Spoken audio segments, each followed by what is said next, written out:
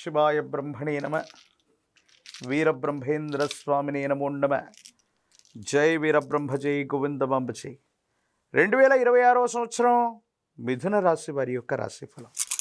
శివాయ బ్రహ్మణే నమ. వీరబ్రహ్మేంద్ర స్వామినే నమ. వచ్చినటువంటి ఫలితం 4. ఇది రాహు సంబంధమైనటువంటి ఫలితం. ఓ రకంగా రాహువుకు సంబంధించినటువంటి గోచార ఫలితాలను చూసిన, ప్రత్యేకించి ప్రశ్నాశాస్త్రాన్ని అనుసరించినటువంటి ఫలితాలను చూస్తే మిథున రాశి వారి యొక్క జీవన గమనంలో 2026వ సంవత్సరం కొన్ని మిశ్రమమైనటువంటి ఫలితాలను మనం చూడబోతున్నాం. ఆ మిశ్రమమైనటువంటి ఫలితాల్లో కూడా చాలా వరకు అనుకూలవంతంగా మలుచుకునేటువంటి అవకాశం కూడా ఉంది. వివాహ సంబంధమైనటువంటి విషయం, జీవిత భాగస్వామికి సంబంధించిన కొన్ని అంశాల్లో కొన్ని ఇబ్బందులు, ఒడిదొడుకులు, అభిప్రాయ భేదాలని ఎదుర్కొనేటువంటి అవకాశం కనిపిస్తుంది.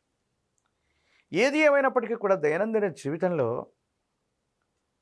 ఖచ్చితత్వంతో ఉండాలని, నిక్కచ్చిగా ఉండాలని, సత్యమే మాట్లాడాలన్నటువంటి కొన్ని రకాలైనటువంటి అతి మంచితనం, అతి నిజాయితీ వల్ల తప్పకుండా కొన్ని ఇబ్బందులు రాబోతున్నాయి. కొన్ని పరిస్థితుల నేపథ్యంలో అత్యంత కఠినంగా ప్రవర్తించటం వల్ల జీవిత భాగస్వామికి కొన్ని ఇబ్బందులు కలగటం, మీ ఇద్దరి మధ్య అభిప్రాయ భేదాలు ఏర్పడేటువంటి అవకాశం కలిగేటువంటి పరిస్థితి ఉంది. కాబట్టి సంబంధ బాంధవ్యాలకు సంబంధించిన విషయంలో పట్టు విడుపులు మాత్రం తప్పనిసరిగా ఉండాలి. కొన్ని అతి ఖచ్చితత్వంతో వెళ్ళటం వల్ల సంబంధ బాంధవ్యాలు దెబ్బతినే అవకాశం ఉంటుంది. కాబట్టి ఈ విషయంలో మాత్రం చాలా జాగ్రత్తగా ఉండాలి. మిథున రాశి జాతకుల యొక్క జీవన గమనంలో సంవత్సరాలు మారిపోతున్నాయి, కానీ మేము అనుకున్నది ఏది జరగట్లేదు, సానుకూలవంతమైనటువంటి ఫలితం ఉంటుందా లేదా అన్న ఆలోచన కలుగుతూ ఉంటుంది. దేవగురువు అయినటువంటి బృహస్పతి యొక్క అనుకూలవంతమైనటువంటి సంచారం వల్ల మీ యొక్క జన్మరాశి మరియు ద్వితీయ రాశి, అలాగే అతిచారం వల్ల మరో రాశిలో కూడా వేగవంతంగా సంచరిస్తున్నటువంటి పరిస్థితుల రీతిగా ప్రతి త్రైమాసికానికి 3 మాసాలకు ఒక్కసారి కొన్ని అనుకూలవంతమైనటువంటి ఫలితాలని బృహస్పతి ప్రత్యేకించి మీకు ఇవ్వబోతున్నాడు. ఆర్థికంగా ఉన్నతిని పొందబోతున్నారు. ఆర్థిక పరిస్థితులు మెరుగవబోతున్నాయి. ఉద్యోగంతో పాటు మీరు చేసే మరో ప్రయత్నం వల్ల ఆదాయ మార్గాల్ని తప్పకుండా మీరు పెంచుకునేటువంటి అవకాశం ఉంది. పోటీ పరీక్షల్లో విజయాన్ని సాధించగలుగుతారు. న్యాయపరమైనటువంటి, చట్టపరమైనటువంటి అంశాలకు సంబంధించి మీకు అనుకూలవంతమైన ఫలితాన్ని మీరు పొందబోతున్నారనటంలో ఎటువంటి సందేహం కూడా లేదు. ఏది ఏమైనప్పటికీ మిథున రాశి జాతకుల యొక్క జీవన గమనంలో మిమ్మల్ని మీరు నిరూపించుకోవడానికి కొన్ని అవకాశాలు వస్తాయి. అవకాశాలని సద్వినియోగం చేసుకోగలుగుతారు. సమాజంలో మీకున్నటువంటి పేరు ప్రఖ్యాతలు, కొంతమంది వ్యక్తులతో మీకున్న పరిచయాలు, క్లిష్టమైనటువంటి సందర్భంలో అవన్నీ కూడా అక్కడికి వచ్చే అవకాశం ఉంది.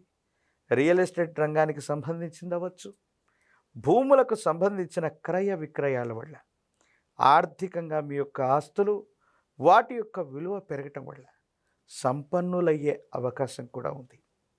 కొన్ని సందర్భాల్లో మీతో భాగస్వామ్యులుగా ఉన్నటువంటి వ్యక్తులు, మీతో పాటు వ్యాపారం చేస్తున్న కొంతమంది వ్యక్తులు మోసపూరితమైనటువంటి వాగ్దానాలు అవ్వచ్చు, మోసపూరితమైనటువంటి చర్యల వల్ల మాత్రం మీరు మోసపోయే అవకాశం ఉంది.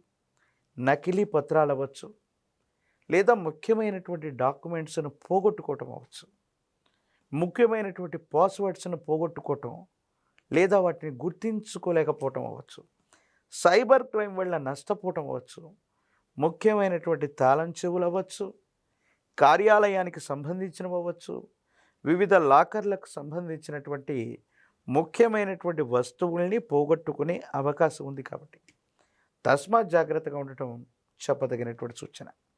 ఆరోగ్యపరమైనటువంటి అంశాల్లో కూడా ఈ రాశి జాతకులకి దీర్ఘకాలికమైనటువంటి అనారోగ్యం ఇబ్బంది పెట్టే అవకాశం ఉంటుంది. కాబట్టి వీటి విషయంలో జాగ్రత్తగా ఉండండి.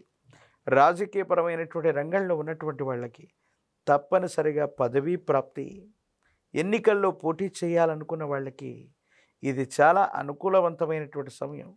వివాహం కానటువంటి స్త్రీ పురుషులకి వివాహ సమయం. ఉద్యోగం రానటువంటి నిరుద్యోగులకు కూడా చాలా అనుకూలవంతమైనటువంటి ఫలితాలు పొందుతాయి. దూర ప్రాంతాలకు వెళ్ళి విద్యను అభ్యసించాలనుకుంటున్న విద్యార్థులకి ప్రఖ్యాతి చెందినటువంటి కళాశాలల్లో, యూనివర్సిటీల్లో ప్రవేశం లభించే అవకాశం కూడా కనపడుతుంది. మిథున రాశి జాతకుల యొక్క జీవన గమనంలో ప్రత్యేకించి అనుకూలవంతమైనటువంటి స్థితిగతులు ఉన్నప్పటికీ కూడా కొన్ని ప్రతికూలవంతమైనటువంటి అంశాలని అధిగమించడానికి